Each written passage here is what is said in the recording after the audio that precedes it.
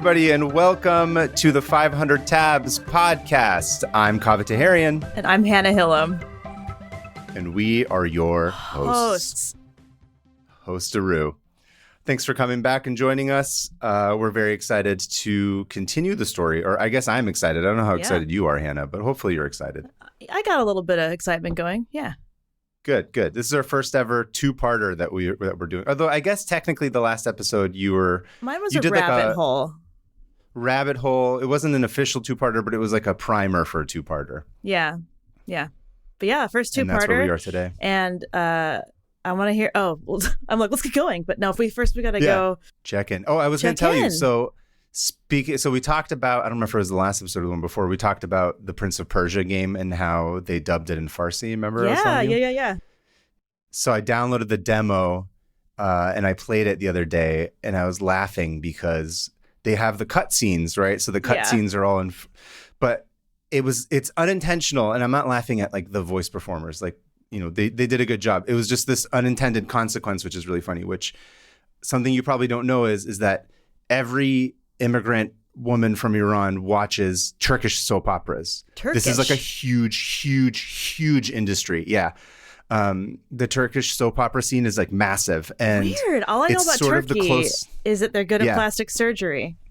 And they have cats. And hair implants. A lot of cats. Yes. Oh, cats. A lot of cats. Yeah. I've had the pleasure of going to Istanbul. It's a beautiful city. Yeah. Did you see there's the cats? Everywhere. Oh! There's so many cats. All I want to do. Everywhere. There's a million stray cats. That's all I care about. Yeah. But it's funny because like everybody in my family and extended family and everybody I know all watch Turkish soap operas. And so what they do is they take these Turkish soap operas and then they dub them in Farsi. Oh. And then they get distributed. Originally it was distributed amongst, in like DVDs and stuff, but now they sort of all watch them on like weird pirated sites. Yeah. Wow. So the unintended consequence of Prince of Persia is like they clearly animated it for English, and then they had the voice actors speak in Farsi. So you're like, Mom? Yeah, literally. So it's like, it's this over the top, like, it's video game cut sequence. It's not like subtle. It's like, that's part of how the games work. So it actually ends up playing like a Turkish soap opera. Dubbed in Farsi. Dubbed in Farsi.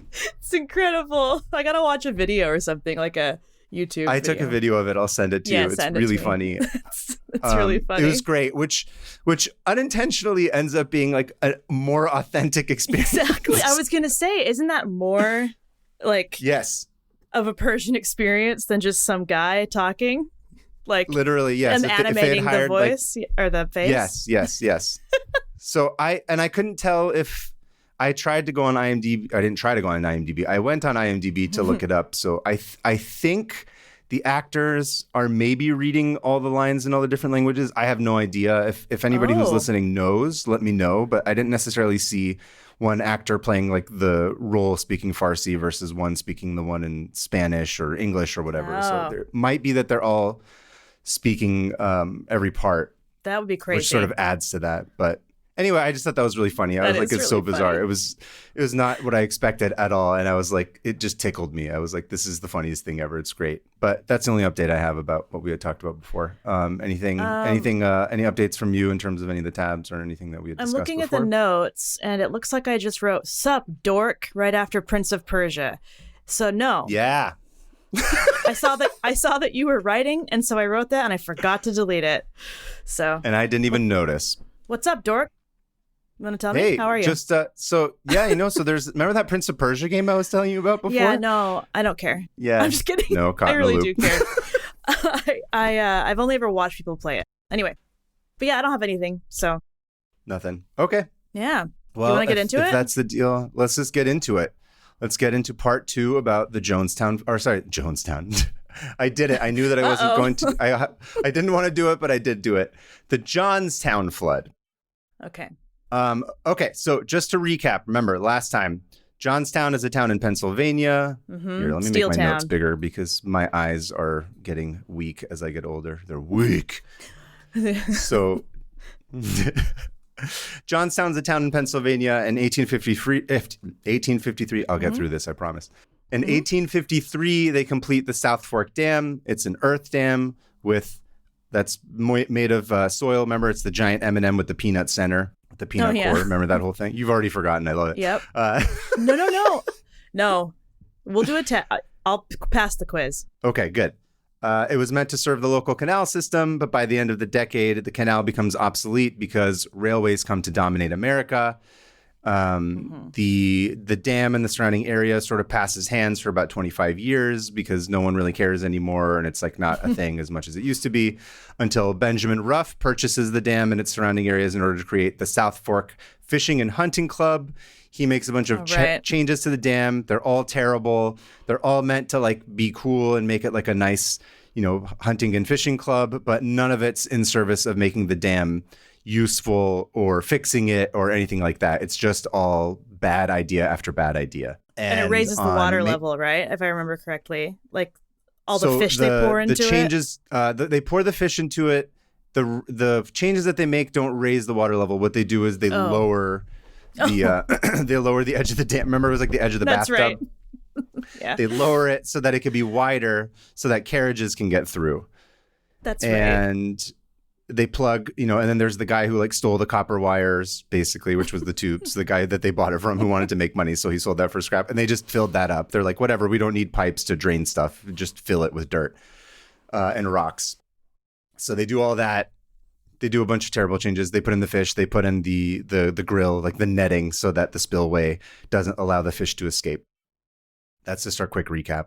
And then on May 30th, yes, exactly, like the shower drain, like the hair is all getting caught up in their hair and fish. How you have That's to what you don't want. Explain this to me in pure metaphor. No, that's how I process it myself. That's how I was like, as I'm reading, this is why it's good to talk to you, because I'm like, you and I have similar brains, where I'm like, I don't understand what I'm reading, so I have to simplify it. I need someone to be like, here's a simple concept. This is how it is. Yes. Okay, go on. That's the same way. I'm the same way. And then on May 30th, 1889, two storms converge over Pennsylvania, and they dump almost 10 inches of rain because they had a walk-off battle, one from the north, one from the south, and they just converge and make one giant storm. Okay, so that's roughly what we covered. If you guys haven't listened to the episode before this, I would suggest going to do that, because I get into all of that and explain sort of all that context is important for what ends up happening on this episode. So the story begins on the morning of May 31st, and Elias Unger, who is the president of the South Fork Fishing and Hunting Club, wakes up. And it's the late 1800s, right? So he's probably like, when he's like wearing a nightcap, and he's like wearing the and robe. whenever he breathes out, the nightcap, the tip of the nightcap goes up. Yeah. Yeah, it goes. Yep. Someone has tuberculosis. Someone's got TB. They're coughing in the background. He's wearing striped pajamas. And he's like, what's going on here? And he hears sounds outside, and he puts on his slippers. Inexplicably British. Yes, exactly. I mean, they're still immigrating back and forth, I guess, at this point. And he grabs his candlestick holder with like the single candle on it, and he goes to investigate. Okay. He's like, what's going on here?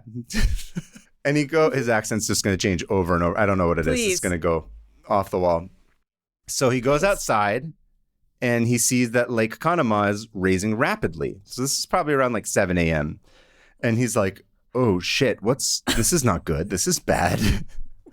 So he throws on some wool pants and like a top hat, whatever they were wearing in the 1800s at that point. I don't know. He changes it. Maybe he's still wearing his nightcap. I can't prove it otherwise. I'm picturing him just wearing pants and a top hat. So thank you for the visual. That's true. That's all he's wearing. Yeah. So gotta get ready. He's like, look at my white chest hairs. They need to know. Ooh. And he runs out. Hey, don't knock white chest hairs. Some of us have started to get them already. I don't know how to respond to that. There's nothing. Just let it be. Well, that makes two of us then. Yeah, right. It's true. So he's like, oh man, this is bad. He throws on his wool pants and his top hat, wearing nothing else. That's all. And he runs out to sea, and the water levels of the dam are suddenly now within 2 feet of the top of the crest. Not good. This is not good for a gigantic dam like this. If someone were to take like an oversized dump in that dam, in that reservoir, that dam's just going to dump over and spill everywhere. You're screwed. Mm-hmm. Dang, I had some plans. Yeah. Gotta hold it, Hannah. Gotta hold it. I can only do it when it's outside in an unstable infrastructure. That's how I, yeah. If that's the only way you can relax, I'm not here to judge you. I'm not here to dump shame. So Unger realizes the danger. This is not like your typical, because like stuff's happened before over the years, right? Like there have been some like water increases. There's been some sort of like threats of something maybe going poorly, but this is clearly different. That storm has dumped so much water. It's dumped, right? You want to laugh at the word dump, I'm sure. It's dumped water. Don't forget, of course, all the debris that has now gathered at the end of the dam as well, because all these different sources of from the streams and stuff have dumped like broken trees and boulders and stuff on the other side. So he's like, oh shit, this is bad. So he goes and he grabs a bunch of dudes from around the club who work there to help unclog the spillway, because the spillway had become obstructed by all the debris. So it's hair, like you said. Why is it hair? Yeah. It's always hair. Right. It's hair from like the shower debris. Just a ton of hair. Too much hair. He's like, all of our wives have been showering. There's too much hair in the spillway. It's blocked. We need to unclog this. And the club's not really in season right now, so there's not that many people there. So he's just grabbing whoever he can that happens to be on the grounds. And, Rockefeller's not there to help lend hand. He's off doing like businessy railroad stuff or whatever. Exploiting. And so he's like, I got to exploit. I don't have time for this right now. So they got to grab what they can. One of the people that they grab is this guy named John Park. Now, John Park is this 22-year-old kid that the club had hired to help with like some sewage drainage something or other project. And at that point, he had only had 3 years of work experience and no degree. But this was consistent with the laws of the time, that he had studied civil engineering for 3 times at the University of Pennsylvania. 3 years at the University of Pennsylvania. So that qualified him to practice engineering. You can't fault them for that. That was just sort of what it was at the time. You could do anything back then. You could walk in and be like, I'm a doctor. Snake oil or whatever. But I'm not here to knock on John Park. So despite being a young blood, John Park had a lot of helpful observations. He kind of was able to assess what was going on in a way that was that lined up with contemporary understandings of damming and overtopping failures and all that. He noted that Lake Conemaugh was now roughly 7.4 feet deeper than usual. He also, remember, because there's way more water in it than usual. Yeah. He noted that he also observed that the overtopping depth of the lake water pouring over the dam was roughly 1 foot deep and was concentrated at the sag in the center of the dam, which is the weakest part. And lastly, Park noticed that the water was steadily forming rills and gullies in the downstream face of the structure. What that means, basically, remember, it's a triangle, and the water that's being held is on the right side of it, and on the left side of it that's what he's talking about. So it's sort of forming these little streams that are coming down. So what that means is that the water is consistently starting to pour over it. Oh, okay. We now refer to this formation as surface detachment. This is a shout out to all you engineers and people who understand dams much better than I do. Or like and it me, typically who represents. I can't be in my body. You're an engineer. I remember you had 3 years. I was talking about mental.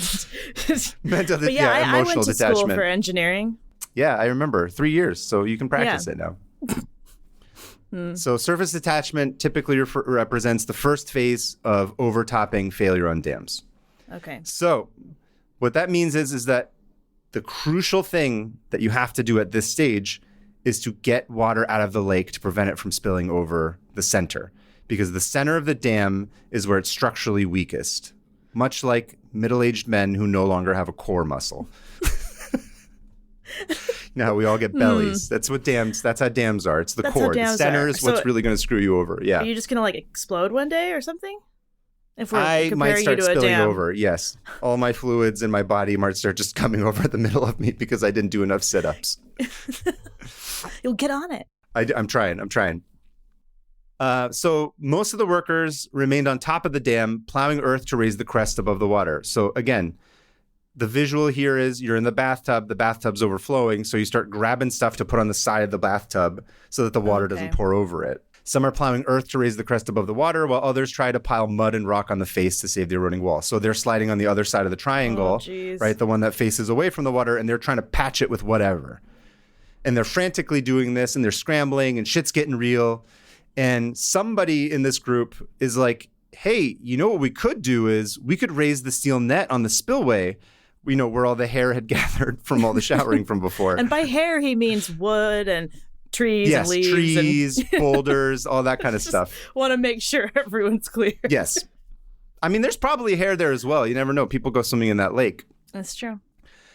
And Unger was like, and lose the fish? Absolutely not. That's not appropriate. We're not going to do that. Oh, gotta support, gotta protect your investments. Oh, yeah. So the water keeps rising and the men keep scrambling, and it's not good. It's just, this is clearly a shit show. So eventually it sinks in, and Unger is like, this could end very poorly. So we need to prepare for the worst, and we need to warn all the towns and villages and stuff around the area. So wow. He grabs Park, right? He grabs the young kid, and he says, you need to grab your fastest horse and you need to go warn people. So naturally, Park goes and he finds Shadowfax. Yeah, I was just going to say. And he's like, show me the meaning of haste. I know that Lord of the Rings is what you kept thinking of with the last one, so I tried to put as many references into here as I could. Oh my gosh, thank you. So he tells Shadowfax to show him the meaning of haste. And they go to the nearby town of South Fork to send warnings to Johnstown. And he rides there, and Park gets there. He's scrambling. He's been trying to like move dirt and like assess all this stuff all morning. He's tired. He's just like out of his mind. And he sees a bunch of people in town. Poor and guy. At this point, yeah, he's trying to do the best he can. I feel for this kid. He's like, yeah, he was responsible, and in the stuff that you read later, he's like, he clearly feels like he was responsible for it, and you go on to find that like none of this is his fault. He's just this kid who tries. So be nice to young people. Young people they're trying their hardest. This kid is very much like of that ilk. So he goes into South Fork and he sees a little crowd, and he's like, dude, the dam is like overflowing. It's freaking out. We don't know what's going to happen. You guys need to telegraph, you need to telegraph Johnstown. You need to let everybody in the area know that something could go horribly wrong. And we need to either get to higher ground, do whatever you can. And he doesn't know where the telegraph office is, even though that's what Unger had sent him to do. So he just sort of grabs a couple of guys there, and he's like, listen, you and you, please go to the telegraph office and tell them to, send a telegram down to Johnstown and warn them. And then he just sort of like turns around and goes back. They did it, right? The two people. Right? Not immediately, it seems like. Because remember, the theme of this is everybody in this area and everybody in this town and everybody in this sort of vicinity is kind of like, okay, we've seen floods before. We've experienced this kind of stuff before. Don't be, the sky's not falling. It was like a little bit of like a Chicken Little situation where everybody sort of blows it off. They still do it. They're just not like running with the urgency of what Park had sort of insisted on. It does eventually get there. But so what you'll learn throughout the story is that this game of telephone becomes more and more infuriating as it goes down the line. Park hops back on Shadowfax. He shows him the meaning of haste again. And he runs back to the dam. And by the time that he's gone to warn everybody and come back, Unger's changed his mind, thankfully. And he's like, okay, forget it. We gotta take out the fish screens. There's no way around this. He's relented. And so they're like, cool. And, all the dudes get to work. They get like a bunch of screws, whatever. I don't exactly know what they're doing at this time, but they're basically doing their best to take this filter out so that the water can pour out through the spillway. But now the screens are so jammed by the water and the debris that it's not even possible. They waited too long. It's too late. They can't get him out. They can't get him out. They can't get it out. But there's good news here. The fish are still in the lake. Oh, thank goodness. I can breathe easy. That's what I was worried about. All I care about is those fish. Park also noticed that the lake had officially begun overtopping the dam during his episode. Officially. Sorry, I had to interrupt and yell at you.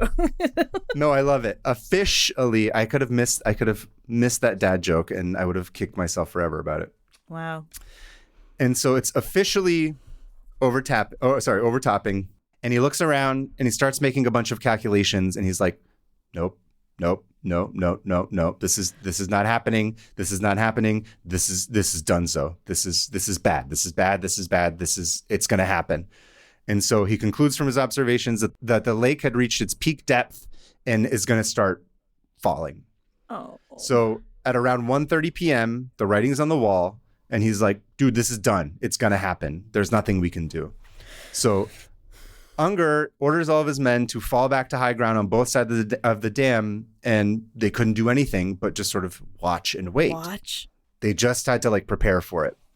So during the day in Johnstown, meanwhile, at the bottom of the hill, the situation had worsened, and the water levels rose to as high as like 10 feet in the streets. Remember? So the flood had just already come because of the rain, not even from the dam yet.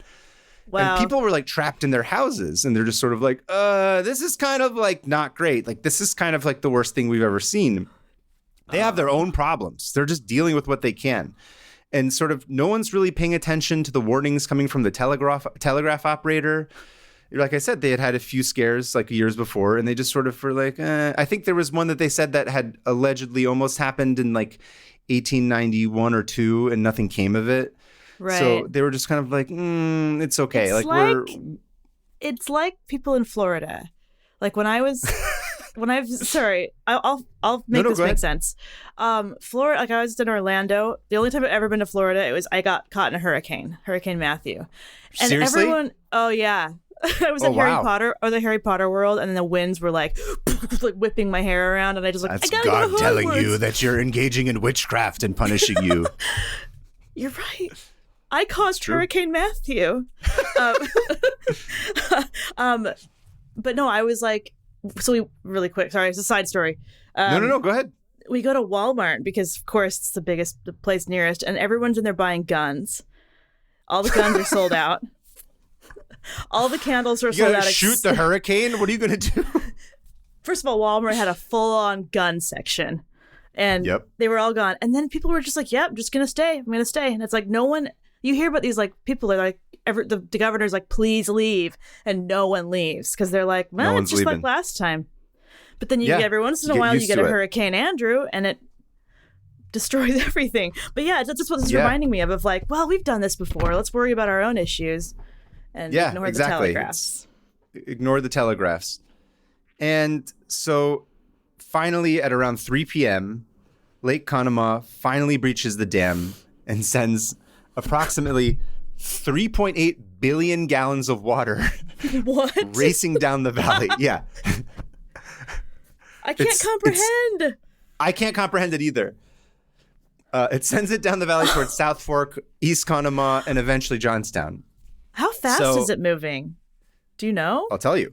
So, gosh. Okay. So the water rushed forth. This is where, so from here on out, this is just going to be like worse and worse. Okay. So I'm ready. The water rushed forth at an estimated 424,000 cubic feet per second, which is similar to someone turning on Niagara Falls to spill into the valley for 36 minutes. No. Okay. Yes. Okay. That's horrible. It took a little bit over an hour for the entire lake to drain into the valley, which is an astounding average rate at about 8 inches per minute. So this is what I kept thinking of is like when you fill up a tub and like, whatever, you take your bath and then you flip the thing to like let the water go out. It feels like it takes forever. Yeah. Right? Like I'm always surprised by how slow water goes down when it's just like going through this little pipe. 8 inches a minute. 8 inches a minute. And this is like this, what did I say? Like almost 4 billion gallons of water. So this thing is just like a bat out of hell flying. Imagine looking over and seeing that come at you. Oh, yeah. Oh, you're not going to have to imagine. I'm going to explain what people experienced. Oh, okay. So it comes barreling down. And it's filled with all this debris. Oh, and right. It's not coming down like sort of smoothly. It's filled with all this different stuff. And the waves are sort of like cresting and breaking on itself. And it's sort of doing this like loop-de-loopy spinny thing. At times it gets up to 40 feet high. I'm sorry. I'm not laughing because it's funny. No, this is all going to be laughter from just extreme discomfort. This is insane. I get it. Yeah, it gets insane. So first it hits South Fork, which is where Park had gone, remember, with Shadowfax to warn them to send the telegraph. Thankfully, the people in South Fork more or less took the warning seriously. Not every single person, but a lot of them basically just like went to higher ground and got the hell out of there. A couple of people didn't make it, unfortunately, but the majority of the town was okay. And it just plows through it. And what does it do? It takes trees, houses, everything. This whole thing houses. Now is part of this. Yeah, whole houses. This thing is now, these are all part of this tsunami that's coming down. And so it just straight, it's almost like a train just blowing through it, right? And it keeps going and until it reaches the Conema Viaduct, which was a railroad bridge about 75 feet high. And this thing's a viaduct, so it's got like these arches, right? So it just plows into that. Takes out the arches, right? So no, for a second, the arches actually stop the water because it acts as like a blocker because think about it. So there's water, there's all this debris within the water, and then it all just gets sort of log jammed into the arches. And for a second, it's like, okay, phew, cool. Like this thing slowed down. But actually, no, that's not what happens. What it does is that it functions kind of like, almost like, when we had toy cars where you'd pull them back and then let them go. Oh, no. It's like, what it does is like it increases the velocity of everything. Okay. And at the center of this arch with all the debris, it turns into like this Katamari ball from hell. So it's now collecting like houses and trees and boulders, and it just becomes like this giant, insane ball of death. And eventually, it's probably about like 5 to 7 minutes that it's chilling there. It just explodes. Oh no! Yeah, it explodes. The entire archway's gone. I don't want to die this way. I absolutely don't want to die this way. I don't want to be buried in water and debris. Putting it out there. So it basically just adds more force to it because it had to hold back for a minute, and it just boom explodes. So now the ball has this like concentrated. it's got like the center of gravity of nonsense that it's grabbing. Again, remember Katamari. Did you ever play Katamari? No. Oh, okay. But are you familiar with the game? It's the one where you're like the alien rolling up the ball and it just gathers a bunch of different stuff. Yeah. It's like this magnetic ball. It's really fun. It's a fantastic game. So this is like Katamari, but horrific. Death. And death. And it bursts. And so it keeps going down and it hits a few villages on its way down, right? So remember, Johnstown is the biggest one, but there's a couple of little villages, a couple little towns. It takes out this train. So at one point, there's like a train yard and some train conductor is like, oh shit, what is going on? There's like, he sees the tsunami. So he like slams the train into reverse and he's like, honk, honk, like trying to warn people. But nope, that thing just gets swept into it. Everybody dies. Everybody's in the flood. Everybody's trapped in it. Now it has train parts. It's got like train cars. It's got like train tracks. Okay. And it keeps going. And the last stop before it gets to Johnstown is, remember the Cambria Iron Company, the steel mill? Oh, yeah. More debris. It hits the steel mill. And of course, the steel mill has all kinds of crazy steel-based stuff that they're making. But this is truly where it gets horrific. Guess what else they're making in the area? Guess what else they're making there at the time? What? Miles and miles and miles of barbed wire. No. No. Are you serious? I swear to God. This is a cartoon. Shit. Yes. It's like they hit the Acme company and there's like bombs and TNT. Literally, yeah. It's straight up, yeah. This is straight up like an old Chuck Jones cartoon. So it hits the steel mill company and all this debris is now covered in barbed wire. Barbed wire. Okay. So then there's like trees, boulders, railroad tracks, train cars, a train conductor, dead bodies, houses, all wrapped in barbed wire, going at 40 miles an hour towards a town of 30,000 people. Wow. I mean, I couldn't write this in terms of how horrific this is. No. And so it takes about an hour from the time the dam breaks to get down to Johnstown. So at around 4 p.m., I'm sorry, Johnstown. Yes, I keep screwing this up. At around 4 p.m., it hits Johnstown. And, I could get into believe me, I read a lot about this. I don't really want to get into sort of like how horrific it is when it hits them. Yeah. Because it's just not fun. It's just not fun. It's basically like whatever your imagination is thinking, it's that bad, but probably worse. And the entire town is just gone within about 10 minutes. 10 minutes. Yeah.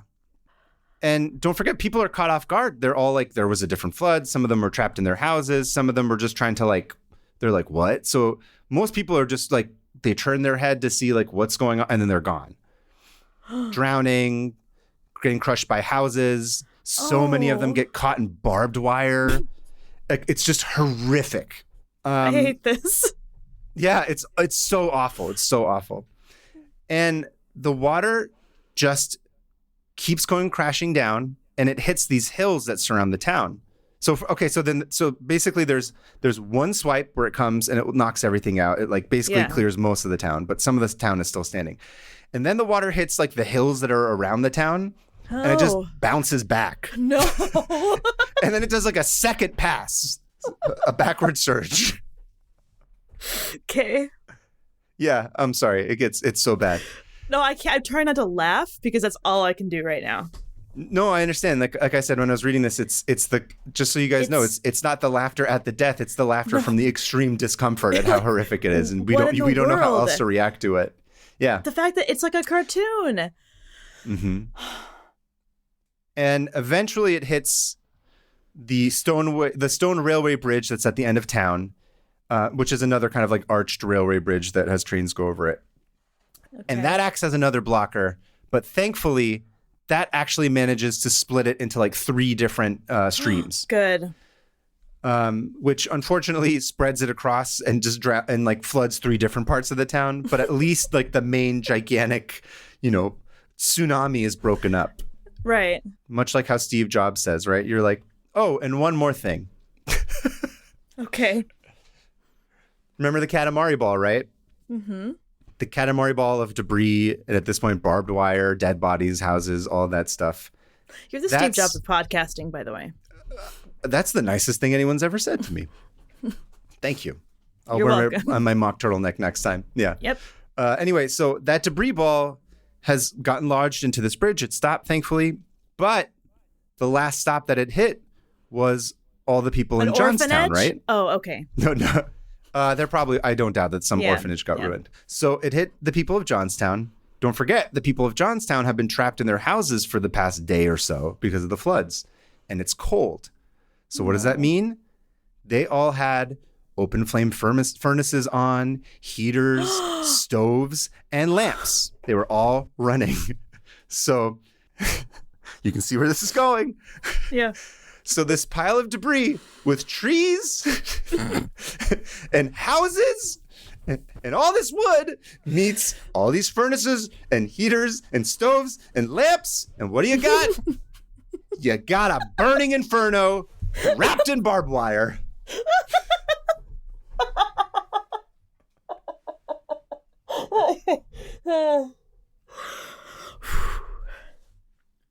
Unbelievable. It's unbelievable. Unbelievable. How did it get worse? How? That's insane. The fire rages for almost 3 days straight. What? Yeah. It's a 3-day fire.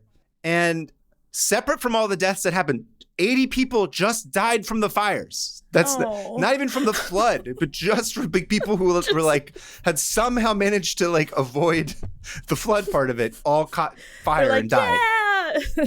Nope. Yeah, they're like, oh, I made it. Done. Dead. Wow. Thankfully, that's the end of that sort of horrific, awful death part. Wasn't too bad. Yeah, right? Very low key. So the town's done. And on June 1st, that's when the town officially begins the recovery process.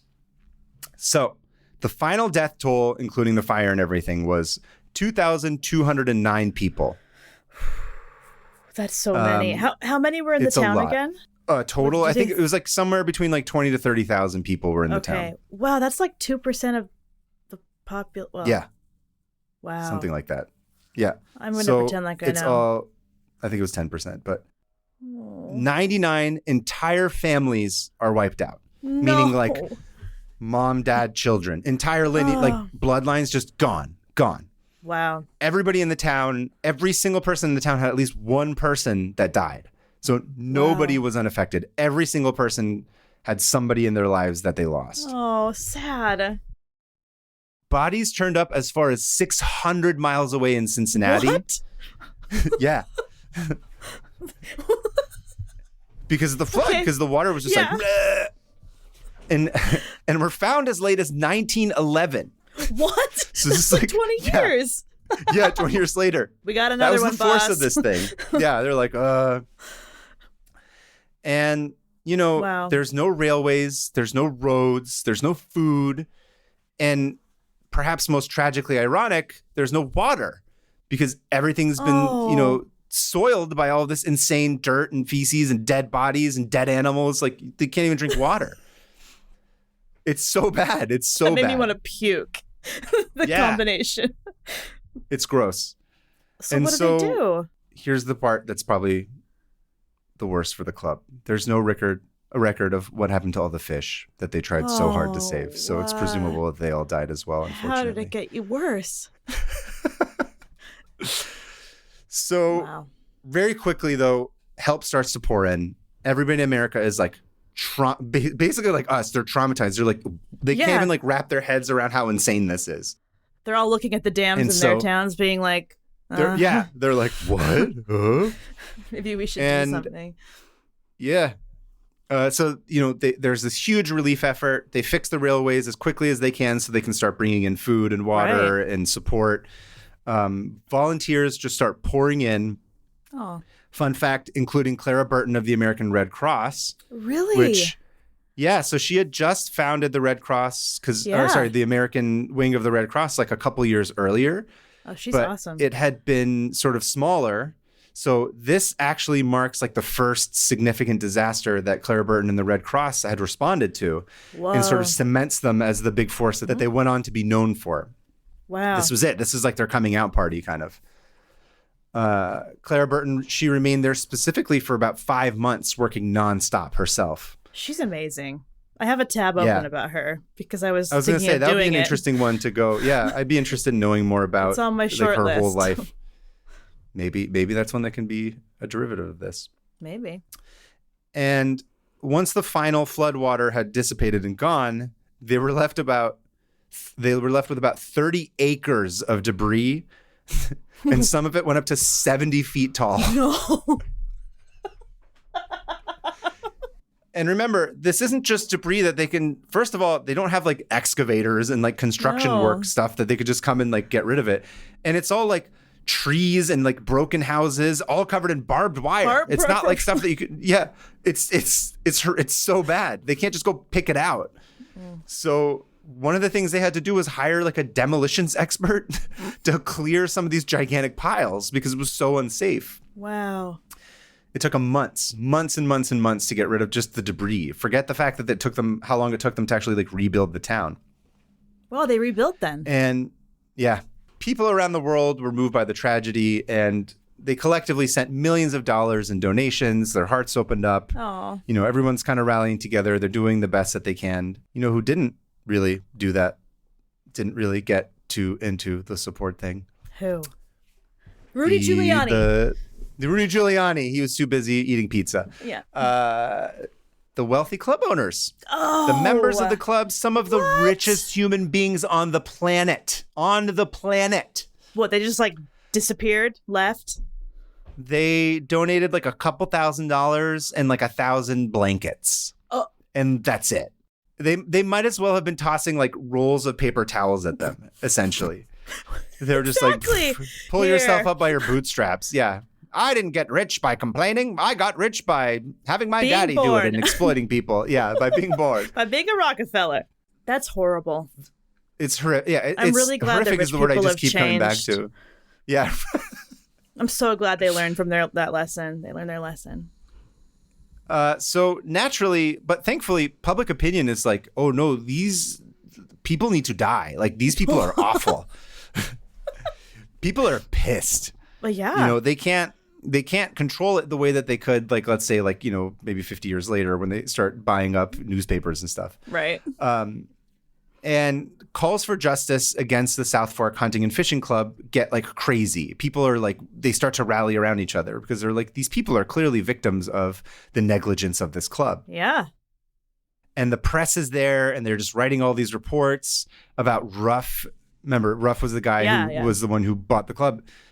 He's actually, remember, from the time that he bought the club and made all these changes to the time this flood happens, he's since passed away. He died, like, I think about 2 years before this. Oh, okay. Wow. Because he's an older guy. So he's not even there to be, you know, liable for it or culpable. But everybody is like, dude, this is clearly, like, this is obvious that what happened here. Everybody sort of understands it. And like I said, the press is doing all these reports. Everyone's like, Ruff screwed this up.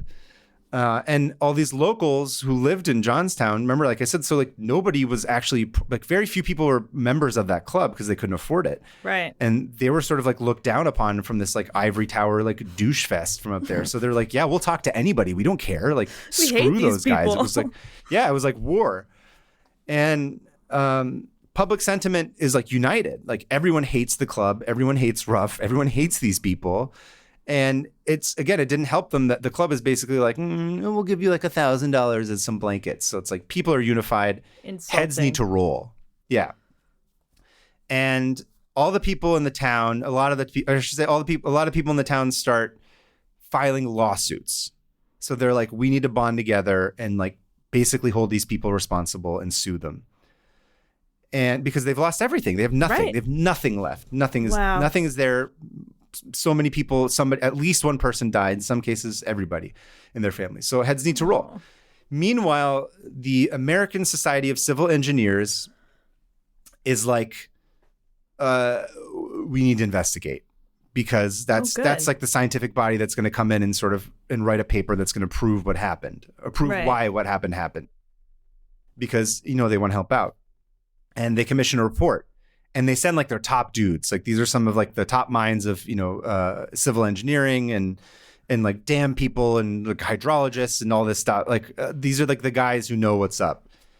And they write this report, and the report concluded that, amongst other things, to save money, the state of Pennsylvania failed to include a masonry heart wall in the middle of the dam. So what that means is that their M&M didn't have a peanut center.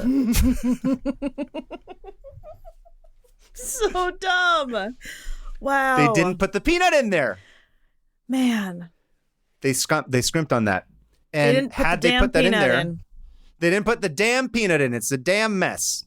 Had they put that in there, it would have provided a vertical structural support for earth and riprap to be built around. Riprap is like bigger rocks that they put on the outside wall. Riprap? It's like a lining. Riprap is what it's called. Yeah. It sounds like an old white lady trying to remember what rap is called. Riprap. This hip hop and riprap.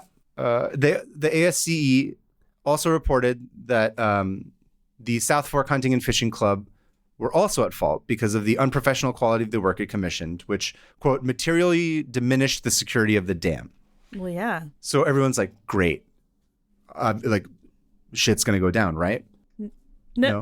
It went down? It's not. No, it didn't go down. Nothing happened? Despite those findings, the report came to the conclusion that the dam would have eventually failed on its own despite the breadth of unprofessional work the club had undertaken.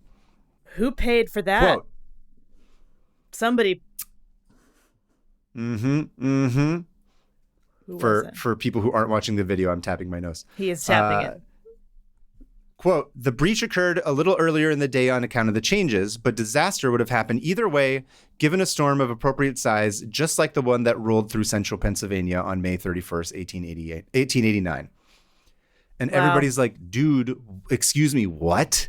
No. False, incorrect, fake news. Fake news. Doesn't make any sense. And so when the report failed to assign fault for the dam breaking, it shielded the state of Pennsylvania and the South Fork Hunting and Fishing Club against lawsuits. What? So flood survivors never received compensation for the tragedy. Nobody got money. Nothing happened. They just got away with it. I'm speechless. Yeah. So terrible. And sadly, that's where their story sort of just ends. Huh. There's like, okay. That's it. There's no like, people didn't come in and like fix it. They just were like, sorry, eat shit. Like half your family's dead, whatever. Again, I'm so glad we've learned, you know? Yeah. Well, there are a couple of fun postscripts to this story. Yeah. Oh, fun. Okay.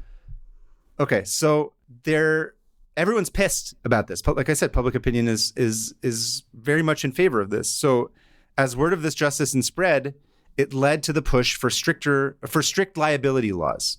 Oh, good. I was going to go down. I decided that like I had spent way too much time and way too many tabs on this. So I wasn't going to try and understand the law Yeah, no. to the extent that I could, because I was like, I've already become a damn expert. I can't be a law expert as well. But the short version of it is strict liability laws exist when a defendant is liable for committing an action regardless of what his or / her intent or mental state was when committing the action. So basically, up until that point, if they couldn't prove you had deliberately screwed up, like in an email or something, they couldn't charge you with anything. So in this case, regardless of whether or not the club had like deliberately like known and were making a mistake and screwing it up, they couldn't charge them with they couldn't like hold them liable. But essentially laws changed after that, where they were like, it doesn't matter, you own that dam. Right. And whether or not like you think you're doing a good job, you are liable for this, and you will have to pay out even if you the second you bought it. Exactly, yeah, because it's yours. So basically overall throughout the land, that happened as a result, or I shouldn't say like directly, but like basically it inspired everybody to be like, these laws don't work. Like, this is terrible. This is horrific. Good. So people kind of rallied together.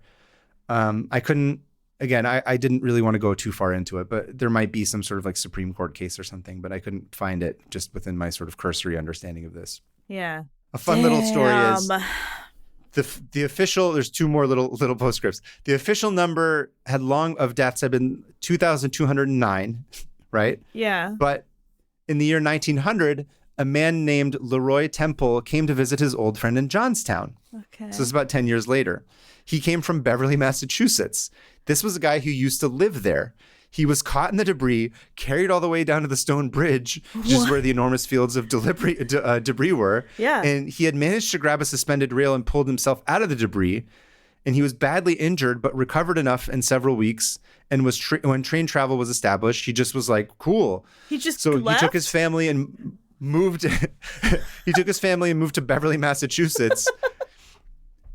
But I guess nobody really knew. That's amazing. Yeah. So he worked as a teamster and a furniture mover until his death in 1913. So the official death count was lowered to 2,208 because Leroy Temple did survive and he came back to visit. Wow. Well, that's pretty cool. Yeah. That's like those people who went like purposefully disappeared after 9/11. Oh, I don't know much about that. Oh, I'll save that then. Okay. People who use disasters who are like on the verge of ditching their life, and then a disaster happens, and they're like, "This is it." Yeah. Time to go start a family 2 towns over. Yeah. Yep. Cool. I mean, not cool. That was horrible. Not cool. No, I mean, like that was like a nice little thing for him. But yeah. Lastly, this is the last point I'll make. So Neil Coleman is a professor in the Department of Energy and Earth Resources at the University of Pittsburgh in Johnstown. This dude grew up there. Whoa. This is now, by the way. This is modern times. Okay. So he learned of the flood growing up in Pennsylvania. It's a thing that people all talk about and they all know about. And he's got extensive hydrological experience as a geophysicist and intuitively understands the entire area around the Conemaugh River and stuff. Yeah. And he was like, listen, this 1891 ASCE report is like very suspect to me. This does not add up. I don't understand what this deal is. So the investigating committee didn't acknowledge, for example, that they had lowered the crest of the dam. Remember, like to make it for carriages. And he was like, he's like, these would have been some of the top minds in civil engineering at the time. Why would they not have that in there? And so he's basically like, so the quote he says is, seeing the report made by some of the most prominent engineers of the day and the things they overlooked made no sense. So he began to study the hydrology of the disaster in an attempt to comprehend how they came to the conclusions. So he assembles like So Coleman, he assembles like this Ocean's 11 of like dam and hydrologist nerds. Awesome. And it's really cool actually. And like he conducts an on the ground research of the remains of the dam. They like compile newspaper articles, help wanted ads, worker and survivor testimonies, and even the journals of the original builders. And they sort of try to reconstruct all the conditions that of the dam on the day that it collapsed. And again, there's a bunch of stuff that people have written about this. I do not understand it, but long story short, they did a bunch of crazy smart nerd tests. Nice. I don't mean that in a pejorative way. I mean that in like I don't understand what you guys are talking about, but I'm glad that you people exist and are doing this way. So I can draw my little comics in a world that won't collapse. Right, so I don't die when I drive over a dam or get like swallowed by a flood. And the team published their research in 2013 and 2016 in a series of papers. So ultimately, as opposed to the ASCE's conclusions published in 1891, Coleman and Company found the dam would have survived hydrologically had it not been for the repairs commissioned by the club. So they go on to say, even if extremely high lake inflows had continued unabated, overtopping of the dam at its original design height would have been averted for around 14 hours. In the absence of alternate failure mechanisms such as piping, the dam would have been preserved because lake inflows would have substantially diminished during the afternoon and evening. So this is the crazy part. Their calculations found that adding 3 feet to the dam's crest, basically on the edge of the bathtub, basically bringing it to the original height before the club built the carriage paths across it, would have allowed it to store an additional 1.6 million square meters of water without overtopping. Wow. So basically, the carriage is what ruined it, the carriage path. So all the other stuff was screwed up too. It didn't help, but like that was sort of like the icing on the cake. We want a carriage road. Yeah, and so he starts looking at it, and he's like looking at the paper, and he's just like, I don't doubt that the investigators carried out the work using the best methods available at the time, but the team's research started to show rounds of anonymous edits and repeated delays in publication that seemed to minimize the club's responsibility and report the findings to the public only after some of the anger about the disaster had subsided. So he's like, long story short, the report has parts that don't look consistent. Doctored. And there's reports, and it also kept getting delayed, potentially because they thought that like public opinion would sort of like, the public outrage would die down and would subside. It didn't. And of course, the team noted that the social connections between members of the ASCE and the South Fork Club likely influenced the conclusions the commission had reached. So the fact that it contains, and this is his last quote, he says, the fact that it contains so many important omissions tells me that someone edited stuff out of this report. Wow. All I can go by is the science and engineering in the report, and the things that are missing just don't make sense. I wonder who did. Coincidence? I think not. Definitely not. So somebody, that's horrible. I think that probably happened all the time. Oh, yeah. Yeah. Very much. It happens a lot. But they can scientifically prove that they're like, yeah, no, this is a bunch of bullshit. Like that was clearly the reason for it. Wow. Well, that's a nice like closure for that, though. At least we have some answer of like, oh, yeah. We have some answers. Yeah. These people should not have made a road where they shouldn't have made a road. And Unbelievable. Unbelievable. Shouldn't have put a bunch of fish in there, even though the fish are cute. Yeah. Which was the reason, and remember, right? it was not, none of this is like, oh, it's different times and they didn't know. It's like, no, they knew better. They all knew better. They knew better. They were warned. People told them about it. The people who worked at the club told them about it. The people who were like members of somebody from the club, that guy, remember Neckbeard was like, dude, this is a bad idea. They just didn't give a shit. Wow. No. I feel like I was taken on a big ride. I say that every episode, but this time I mean it. I'm like tired. Covered in barbed wire and like, yeah, I'm sorry. I should have split this probably into like 2 more, but I was like, I need to get this off my chest because there's too much stuff. This will just be an extra long episode. That's okay. Yeah, I went very crazy with this one, but thank you I'm so glad to dump this out of my brain and just not have to think about it anymore because that was so much I had to research. I can't believe I've never heard about this. Because I was surprised too. I was like, I'm like, I haven't heard much about this there's other people who have like, there's YouTube videos and there's like a couple of podcasts, but like of the mainstreamy kind of stuff that we both listen to or are aware of, there hadn't really been something that was substantial about it. I was surprised. Yeah. Wow. Right? I'm exhausted. Yeah. I'm like, I like, yeah. The adrenaline was like there, and now I'm deflated. You obviously like learning about random stuff, which is why you're listening to this podcast. So do Hannah and I a favor, and please head over to nebula.tv/500opentabs and sign up for Nebula. There you can check out exclusives from creators like Epos Vox, such as Home Video. Remember those home movies your family recorded and kept in boxes? They might not have seemed all that important at the time, but they represent one of the most important milestones in making social media and live streaming possible today. Epos Vox takes a look at the advent of the camcorder and how those home movies paved the way for the videos you watch every day. My family didn't take much video of us growing up, probably because they knew I was going to grow up to be a gigantic star. Of podcasting? I don't know. I guess it's time to make an appointment with the old therapist and try and unpack this. You can find Home Video and dozens of other high production originals on Nebula, a video streaming platform built by and for creators. And along with videos and podcasts, you can now learn new skills in Nebula's fully produced classes. Right now, when you head to nebula.tv/500opentabs, you get 40% off an annual subscription. By signing up, you can support other creators like Todd in the Shadows, Princess Weeks, and many more. But most importantly, if you love Hannah and I and want us to keep making episodes, you got to go to nebula.tv/500opentabs and sign up. Help us, Obi-Wan's Kenobi. You're our only hopes. Yes.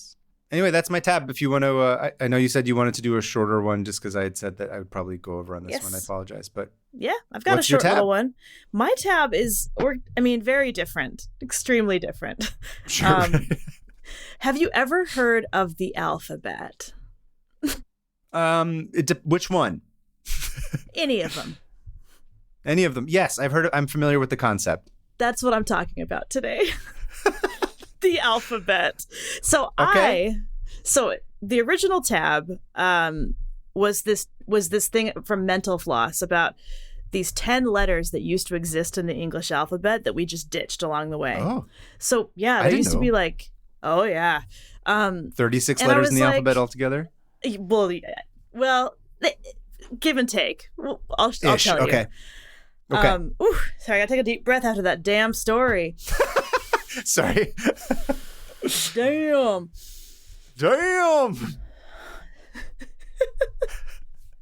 Okay, that was damn rough. Get it? Just please put me in the ground. I'm tired. We can bury you in the ground and then have a bunch of water flow over it. Oh, that'd be beautiful. Yeah. So in the beginning of alphabets, this goes all the way back to it's like 2000 BC when we first start to see like an actual alphabet emerge. Before that, it was like hieroglyphics and like the Phoenician script. So more picture based, but like ancient Jewish people moved to Egypt by force or because they wanted to work there. And they were like, what the heck is this hieroglyphic stuff? This is so complicated. If we're gonna work here, we have to make this better. And so they pretty much simplified hieroglyphics into like what they call a Proto-Sinaitic. They pretty much simplified the hieroglyphics to make it work because they were like, this is stupid. And they were like, this takes so much time and I'm sick of it. So it's not efficient. No, not at all. Because it was like Egyptians would like, it was like an art form almost, we're going to make this picture that's also a story. And anyway, so after that, throughout the years, I'm just going to kind of glaze over this because this is not what I wanted to talk about, but we do need some background on it. Okay. Yeah. Yeah. So then it changes to Archaic Greek. And that's in like 750 BC. So this was like 1500 years of this alphabet that the ancient Jews created. And this is when the letter Y starts appearing. What looks like the letter Y. So there wasn't a letter Y. I don't. Well, here's the crazy thing. So I have this chart. I'll post it. But the original Proto-Semitic letters are incredible. Like the letter A used to be like a bull with horns. And slowly over time, it just flipped over. And that's why you have those 2 points on the A. They were horns on the bull. Yeah. Also, it's kind of funny that they did a bull with horns after like ragging on the Egyptians for having be like, your stuff's too picture based. We need to have a bull with horns because that's clearly more of a letter. They took the original one and were like, we're just going to keep the bull. So, and all of these are very similar. Pro bull. You can see the H. The original H looks like kind of like a gate or a fence because the Semitic word for fence or gate started with an H, the H sound. So they were going based on that. So over the years, then it switched to, the ancient Greek. And then it went to archaic Latin. And this is where you start seeing a few more letters. And then they also dropped some of the Greek letters because they were like, these don't make sense. Then we go to the Roman alphabet. And this is in the 1st century. So kind of the height of the Roman Empire. And this is mostly what we have today. So the alphabet we have today has kind of not really changed in 1,000 or 2,000 years. Too much. So it only had 23 letters. And this is where Y and Z kind of start to get all weird. They add Z. And then the Y, do you remember the original Y that was up there? They're like, it starts looking like a V. And so that becomes a V. Oh, okay. Was the V sound there? Yes, that's how they pronounced it. Okay. It looked like a Y, but it was pronounced like a V. Linguists, bear with me. No, I'm here. I'm into it. Then we go to the modern Latin script. And that is, they add the J, the Y becomes 3 other letters, U, V, W. Okay. And it looks... Okay. And this is around the same time. So now, here's where it gets closer to where I wanted to talk about. We hop the channel from the continental Europe to England. We're back. Surprise. England! I don't know anything about this place. And at this time, England was called something along the lines of Britannia, Prytani, Prydain, all these different Celtic words that ended up sounding like Britannia or Britain. And the Romans invade, and they occupy England for like 500 years. And so they bring their alphabet with them. And okay. Interesting. Right. So then that's where it starts to merge. After the Romans leave, this is so simplified. After the Romans leave in the 400s, Anglo-Saxons, who are Germanic from the mainland, have started to move into England and take over. And they have their own runic alphabet. So 2 alphabets. We got runes from the Germanic people, and we've got the Latin alphabet. And they're merging. How is anyone even talking to each other at this point? Like, no one's writing. How is anyone communicating? I guess that's true, right? Like, well, they kind of have this weird blend. So it's interesting to go because you can see them use both alphabets in one singular document because of the blending of the cultures. And at this point in 400 AD, they show up, and these Anglo-Saxons are like, Celts, get away from me. And they start pushing all the Celts into Wales and Cornwall and Scotland, which is where they remain today. So their alphabet was called Futhorc. The Celtic alphabet was called Futhorc? No, sorry, I'm hopping all around. The Germanic, Anglo-Saxon. That one's called, Futhorc. The Celts didn't really write things down. And if they did, they don't survive. You know how much history I'm not talking about right now? And it is taking everything in me. No, this will go on some tangents if you need. All right, I might. Okay, so this Futhorc runic alphabet. Over the next 500 years, Latin and Futhorc start to kind of merge. And they're attracted to each other. But no one really knows. Love. They run away. They defy their parents. Oh, it's forbidden. They defy their parents and they leave and they commit suicide together. Nope. Why is it always death with me? Man. Where are they buried? Where are those languages buried, Hannah? That's what I want to know. Where? Where are their graves? Dig them up. Okay. So Futhorc and Latin start to combine, and no one really knows why or how they combined, but they did. To end up, now we're in 1000 AD, and the Latin alphabet has won out. So we've got all the Latin stuff, but there were these leftover letters from the Futhorc alphabet that were just included because they had made sounds that Latin didn't really have letters for. They're like, so now, why not just hold on to it?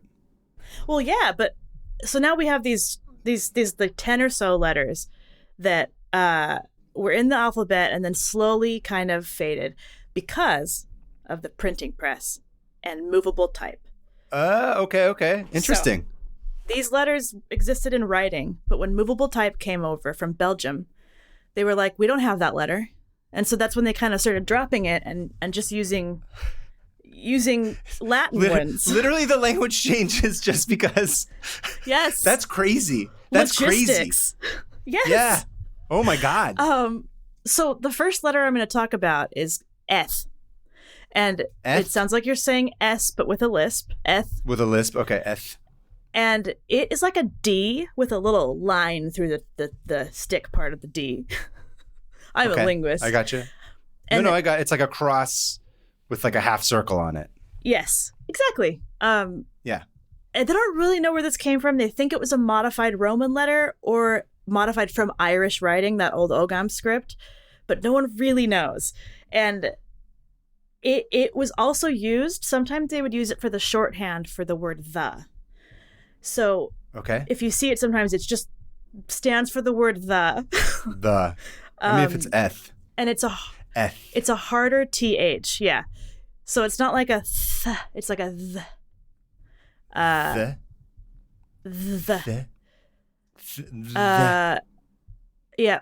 Eth. Th. It's turned into an TH. ASMR podcast. Yeah. So this letter... It's disgusting. Why am I so grossed out by that? That gave me the heebie-jeebies. Fine, don't subscribe to my ASMR YouTube channel. You're not invited. Fine. Yeah. I will only subscribe if you eat crab legs, like that one lady. Have you watched her? That someone eats? No, I don't actually watch ASMR videos. I don't watch it either, but the internet gives it to me. Right. Crab legs? So I watch some lady just slurping meat out of crab legs. Ew! It's horrible.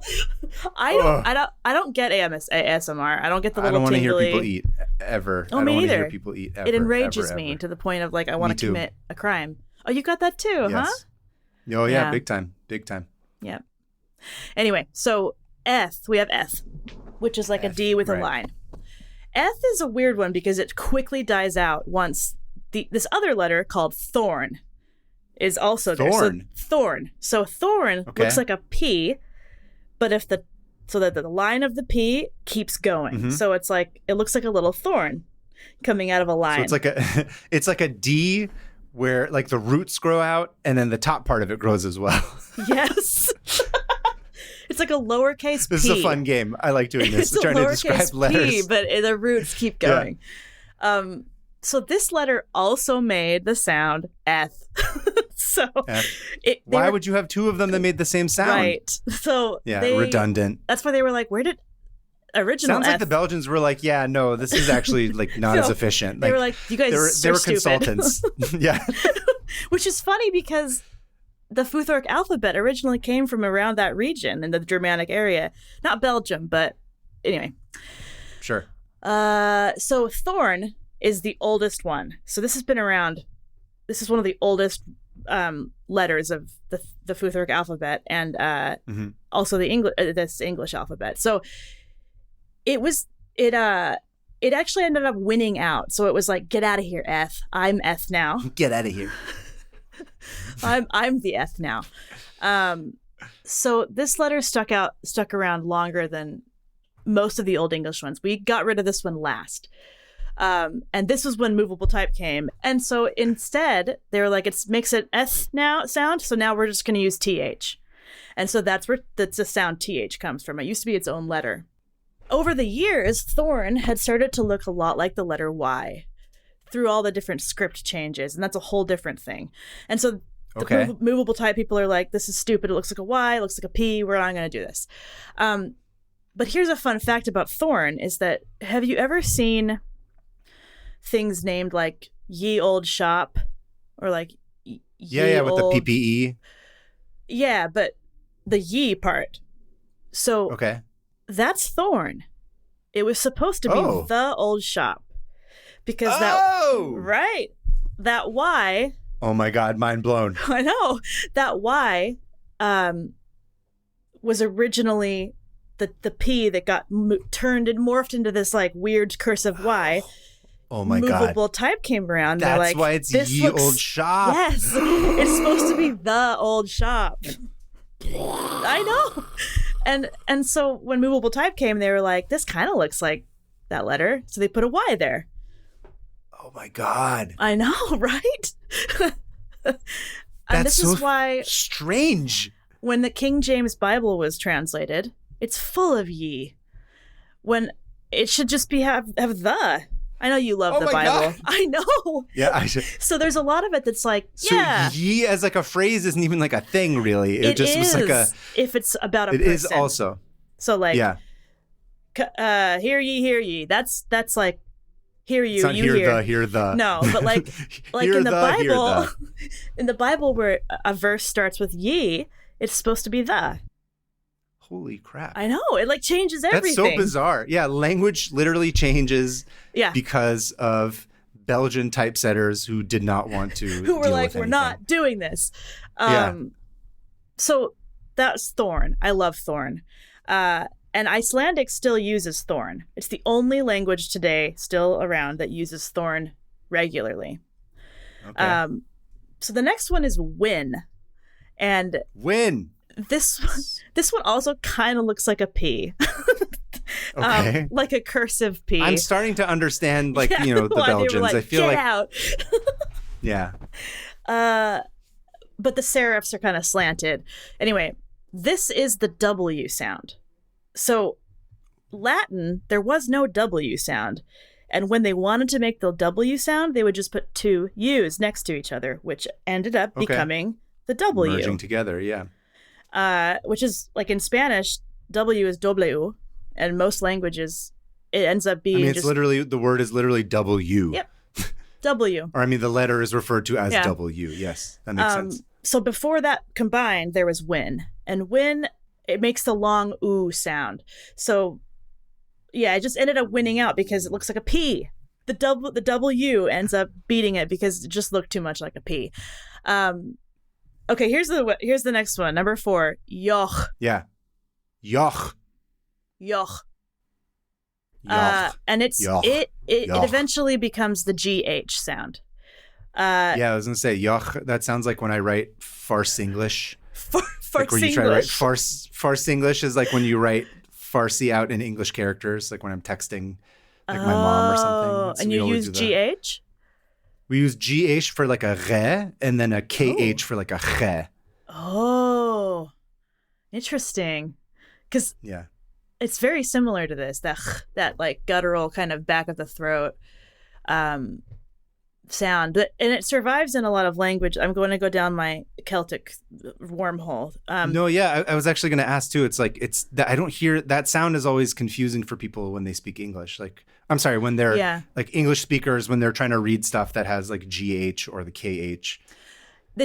We don't really have it in English. But it's still, but you're saying it did used to exist within the sort of, Old on English, the continent. It's interesting. Yeah. Old English had this. And so, I don't speak it very well anymore, but I used to speak Welsh pretty fluently.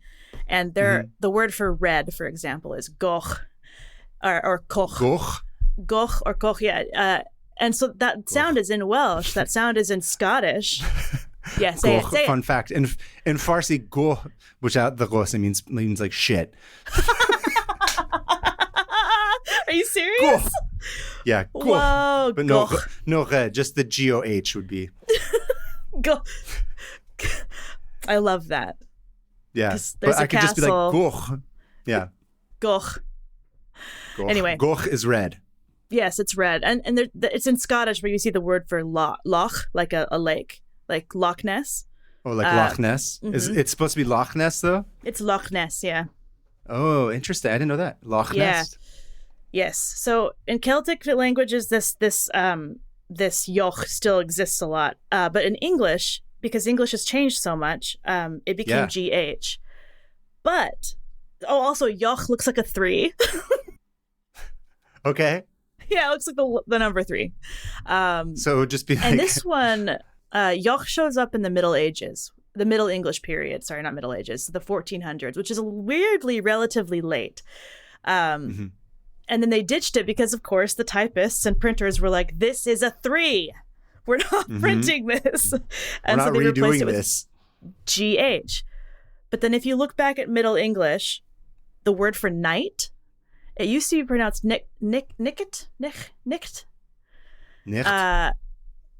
So the GH, so I'm not pronouncing that right. It would have been the 3, so it would have been KNI 3T. So, yes, that would have been the word for night. Or so the GH in night needs to be a res sound, not like a silent like night, like NIGHT. Right, and it became silent because that's just how English evolved. So it's so weird. Yeah. I've always wondered that because I was like, this doesn't make sense. Because again, like when I write out the first English, it's like we always do the GH and KH. That's not official, by the way. That's just sort of like its own thing that's developed when you try and translate a non like Western alphabetic language into English. Right, you kind of have to fudge it a little bit sometimes. We're like, this is kind of close, but. Yeah, but no, because to me, I would read like night as like nacht. Yeah, that's how it makes much more sense to me. Closer to being pronounced that way. So in Old English and in Middle English, they would. Well, the same with the word house. HOUS doesn't make any sense. It used to be pronounced hus. I was to say, yeah. Yeah, like like housewife used to be like Swift or something. Who's Swift? Who's Swift? Some interesting. I can't remember. Don't Who's quote Swift? Me on that. Your hair has taken up too much of the drain. You're bringing the hair into this again. I'm guilty of that. My hair is all over the place. Anyway, mine is too, but for different reasons. So this GH used to be. Just migrating down. Yeah, it's migrating down to my back. That's what I always say. It's got to go somewhere. Gotta go somewhere. So anyway, this was also called the insular G, which is a softer G, like J. So like J. Yeah. Anyway, they ditched it because it looks like a 3. The next one is ash. And this one you see still. It's that combined A and E that kind of make one little letter. That's ash. Yeah. And it's also what Elon Musk named his kid. That letter. Ash. Is that what it's supposed to be? Yeah. So they call him Ash, but it's spelled with the ash letter. And so we still see it in words like ether, or people want to pronounce it into the aether, but it's actually just ether. Or ether. It should be ashther. It should be ether because it's like the A is like ash. Yeah. Anyway, the next one is so similar. Really what it should have been is the AE and also the weird P, which is the TH sound, right? Ye, right? So it would have been like AE and then, what was it called again? The Thorn. Ye sound? The Thorn. So it would have been ash and thorn next to each other. Oh. Is that right? I don't know. I'm trying to apply the knowledge that you've given me. It sounds like that's what you would have had. Sorry, can you say that from the beginning? Ash, right? The letter ash, which is the ash. AE. Yeah. And then, so if you're reading it as ether, you would have had the TH sound, right? Yeah. Yes, so you would have had ash, and then you would have had the Y, whatever. The Y, like or the thorn. Whatever it was called. The thorn, yeah. So it would have been ash and thorn next to each other. Anyway, I don't know. I'm just trying to apply it. No, that's actually true. I hadn't thought about that. Yeah. Please give me a thumbs up. Good job. You're paying attention. Yay. Of course I am. No. Me, not you. I'm saying that's me being like, I'm paying attention. Yay. Got it. I'm all over the place. Cut all that. So the next one is Ethel. And Ethel is Ethel Merman. What's his name? Sam Worrell. How did he feel about all this? That's what I want to know. Oh, nothing. He probably didn't feel anything. he wasn't born yet. Sorry, Sam. Sam Worrell. The next one is Ethel. Sam Worrell, Ethel. and it's an Englishman who hates poor people. No, so Ethel. Ethel. And this one you've also seen. It's the O and the E that are squished together. Yes. And this one you see in words like subpoena. Yeah. Stuff like that. And especially in British English, they've kept this one around a lot longer than American English. Like when we moved over here and how we spell, we dropped a bunch of stuff. Like in England, encyclopedia and pedophile are both. I guess pedophile is the same in ours too. That pedophile has the ash in it. Speaking of Elon Musk's favorite things to talk about. Yeah, pedophiles. Pedophiles. And so, sorry, back to Ethel. And it makes an oi sound, which Oi, oi, oi. Which was That's very weird. punk rock. I know. Which was replaced by the just OI once, the typesetters were like, no. Yeah. No. But a weird little thing is interesting because in Welsh, the oi sound is spelled OE. So I was always weirded out, like, why does this make that sound? And now I know.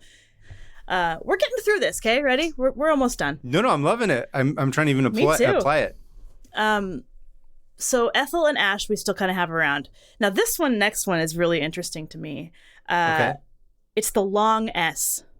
And long S. This makes no sense. So try to follow, but if you don't, that's okay. So the long S looks like a lowercase cursive F. So if you ever that was the hardest one. It's like what? F. Oh, I know. It's just I'm trying to remember. No, that is it's like the two loops, right? If you're going by like the American system of writing, I've never had to think about how I used to. If I take out a piece of paper, I could do it, but I don't even remember. It's like a slanted T with like a little It's little so guys muscle on the memory. end. I know. Yeah. So it looks like super muscle memory, like a slanted, like a sideways kind of S with a little line through the middle. So it kind of looks like an F. And the long S, they would use it next to the normal S. It had all these little rules where it was like the long S could be in a sentence with the normal S, but only if it was at the end of the word and only if it wasn't at the beginning of the word. So the long S could never be at the beginning of the word. Yeah. Which is why they were like, we're getting rid of this English for sure. love their rules. No, and as long as they can be the ones to make the rules, yeah. Of course. But if you look at the Bill of Rights, which I know you do every day, you wake up every morning and you read it, right? I was just reading it earlier right now, actually, before we got on the call. It says Congress at the top, and it's spelled Congres, long S, because it's at the end of a word. So they actually included that in the Bill of Rights. And so is this supposed to be like Congress, like a snake or something? What's the deal? Long S confuses me. I couldn't figure it out, but it's still used in calculus. So did you ever take calculus? No, I'm dumb. Me too. I thought we established this. Well, because you also failed art, math, geometry. So have you ever read any of Shakespeare's original folios?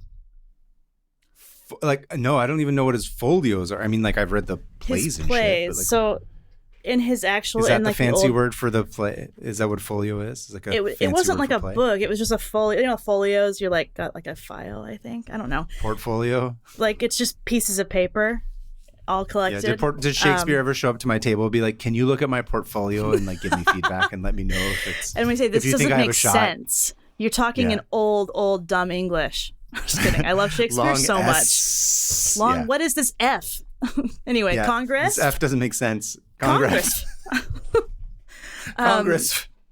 Congresswoman. Congresswoman Hillam. No, I would never.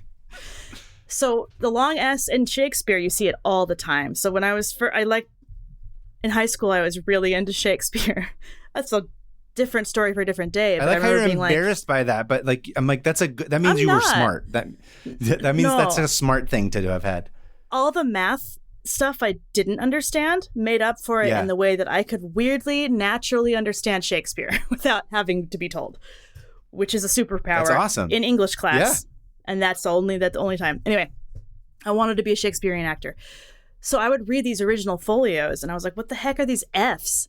And didn't understand it at all. And so anyway, that's my experience with the long S. Long S. Now the next one is eng. And eng is just the NG sound that comes at the end of words. So if you think about it, NG at the end of words doesn't make sense to have as like a, I mean, it does, thinking. but like thinking. It's just a strange, usually. It's like it's its own sound. And so this one was easy to get rid of because they were like, because the original letter was like an N with like a curved backward tail coming off of both ends. Weird. And they were like, easy, just replace it with NG. It's funny because what that makes me think of is like Vietnamese, because they'll have the NG for so many names at the beginning of it. Right, and they're not pronounced at the end at all like an N or a G. They're pronounced, isn't it like win? Yeah. Like people will be like Nguyen, and you're like, that's like, not win. how it goes at all. Yeah. Like, somehow it's win. I'm sorry. Yeah. Anyway, I'm saving my favorite for last, which is the ampersand.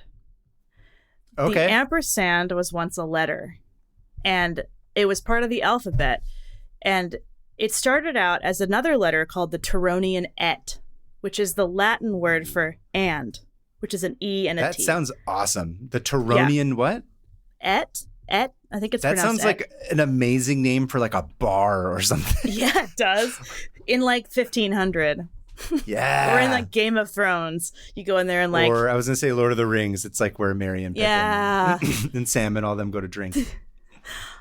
You're right. Fan fiction time. That's what I'm writing. Yeah. The Turonian... The Turonian et. I think it's because it sounds like the Taharian et. There it is. Sounds most like my name. There it is. The Taharian et will be the name of my bar. That's actually pretty clever. So the et looks like an upside down and backwards cursive L. And it just all right. it just meant and in Latin.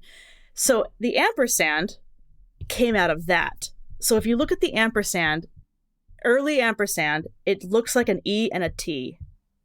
And it's, you know, the ones where it's like, I'll just put a picture. The ampersands that look a lot like an E, a cursive E. Yeah, I'm trying to think of the T. I usually think of it as like a 3 with like a line through it almost. The line is the top of the T. So it's E into the T, et. Right, okay. And the reason it's called an ampersand is because it came at the end of the alphabet. So we would use it would come after Z. And the name itself comes from and per se and, which translates to and per se and. So after Z comes and. Which just means like and in and of itself, or and standing in and on of its itself, own. yeah. Okay. So it'd be like XYZ and per se and. And that blew my mind. It. I was like, that's the dumbest name. Let's just say and. But I'm gonna have to go back after we record this episode, and I actually it's as I'm recording it, I'm trying my best to process it, but I will go back and listen to this because this is crazy, so right? bizarre, and I'm actually excited to see all the on-screen stuff that we're gonna have to throw up to visualize it because it's hard for me to not see pictures of it. Yeah, thanks, Alyssa. You're gonna have to have a bunch of images. Yeah. But yeah, I have a little graph or little picture that shows the ampersand, and it's where it started with the ET and how it slowly through different scripts and texts turned into what we see today, and that's why it's just a symbol for and it's been in the alphabet before. So school kids would learn ampersand in school when learning the alphabet. That was the last letter of the alphabet. Yeah. This new information that you've provided ruins the entire now I know my ABCs, all right? It's all thrown into question. Someone needs to write a new version of this. Ash, ether. Ash, how does the ABC? A, B, C, D, Ash, ether. Thorn. W, X, Y, Z, ampersand. Yuck. Z, ampersand. Z and ampersand. Now I know Don't my yuck forget. BCs. Yuck Yuck ABCs with bulls. So that is why we have such crazy sounds in English that don't make sense when they're spelled, because they used to be separate letters, and that's awesome. Make more sense. And English in itself is just one of the most crazy languages, because it all depended on who invaded England when, and what they brought with them, and what they mixed into it. So because they were also invaded later by the Danes, so we get a bunch of Danish crap in there, and there was always the Celtic people trying to invade them, and then the Normans, the French, came in. In 1066, and William the Conqueror was like, we're only speaking French in court. Anyway, so the English language is crazy, and it's a big mishmash of a bunch of stuff. And super cool, though. That is my tab. I love it. You are my, what was it? Nicht in shining armor. Nicht. Coming to my rescue to explain to me how the English language makes no sense. My Nicht in shining armor. One little fun fact is that somebody was like, you don't know how to pronounce Kamehameha in the last episode. And I was like, but wait, I read the phonetic alphabet thing, the IPA, the International Phonetic Alphabet. IPAs? What are you, a middle-aged man making beers? I knew you were going to say that. But it turns out I don't know how to read IPA, and so sorry. And that's what got me going on this, is because I was trying to figure it all out. So thank you guys for your feedback. It led to us having an interesting tab as a result of it, actually. I know. I love the feedback, even though I get defensive.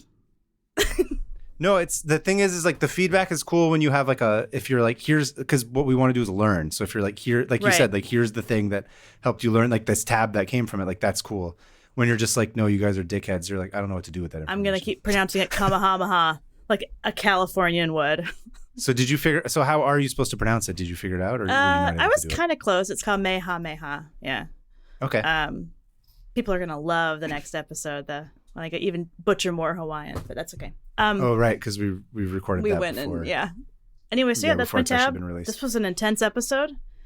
Yeah, that was super cool though. I loved it. Yeah. Should we do the flush or the? Yes. Oh no, this one now. So we decided last episode that this is going to actually be the water. The sound of a dam breaking. Last time was the plane crash. This is where the dam breaks. Okay. Mine, like I said, I had to open this up on my desktop. I probably have at least 20 tabs open because of this. So I'm very excited to close this one. All right. You want to count off? Okay. You ready? Yeah. 3, 2, 1. Close. Oh. That was scary. Yeah. Gone. Yeah. You're free.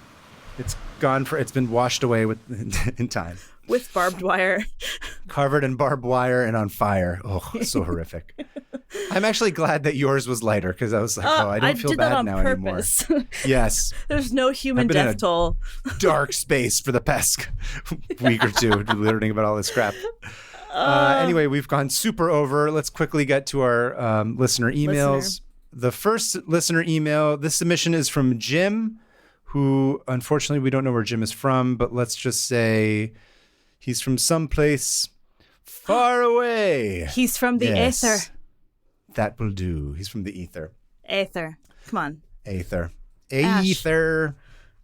Jim writes, Dear 500 Open Tabs, among my friends, I'm the guy with the most powerful, quote-unquote, Google foo.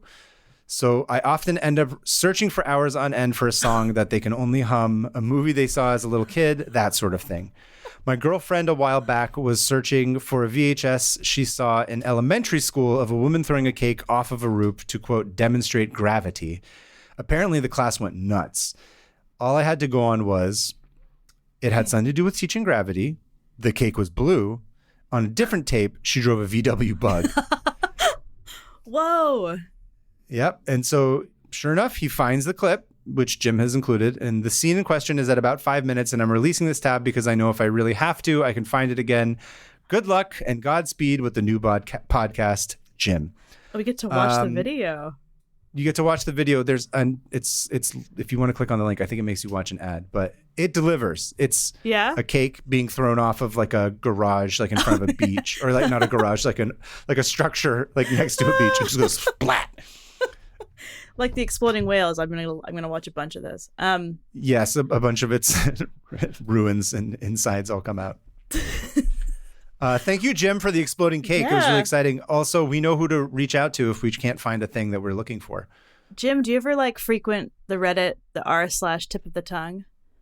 You'd be good at it. Tip of the tongue? It's people being like, here's all I know about this memory. Someone help me figure it out. Oh, okay. It's on the tip of the tongue. Yeah. Anyway, so my middle listener mail is from Penny from Bremerton. And Penny says, for 2 years, I've kept it... 2 years. For 2 years, I've kept a tab open for Polish pottery. Amateur. Those are rookie numbers. So Penny with the Polish pottery. Say that 5 times fast. Penny Polish pottery. Yeah. Kept Penny a tab with the open. Polish pottery. I've kept a tab open for Polish pottery.